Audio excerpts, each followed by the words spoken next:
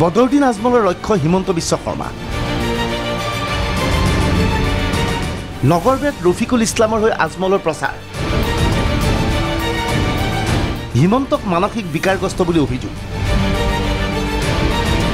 নগৰবেৰাৰ দৃশ্য এয়া। AIDF-ৰ মুৰব্বী বদৰুদ্দিন আজমল হেলিকপ্টাৰ যোগে আহিছে নগৰবেৰালৈ।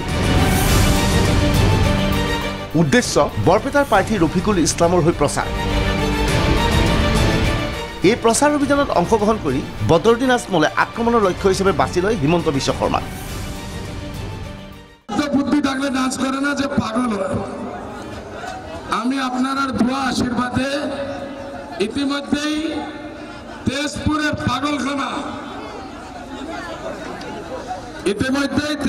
পাগলখানায় আমি হেমন্ত বিশ্ব শর্মার জন্য একটা সুন্দর রুম বুকিং করছি। পয়সা আমি দিব,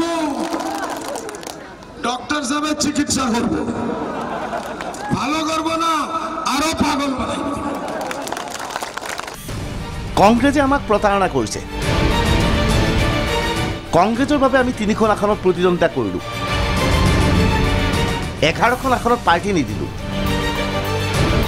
কংগ্ৰেছে 3খন আসনত দুৰ্বল প্ৰাৰ্থী দিয়াৰ কথা আছিল। কিন্তু সৌভাগ্যৰ কথা এই যে 3খন আসনতে কংগ্ৰেছে দিলে হিমন্তৰ প্ৰাৰ্থী। আমার সঙ্গে করেছে, আমরা 3 সিট মাত্র রেখেছি, 11টা সিট দিলাম। ওই কংগ্রেসে আমাদের সামনে মজবুত ক্যান্ডিডেট দিল। আল্লাহর কি মেহরবানি, রাত্রে চুরি করলো, ধরা পড়লো।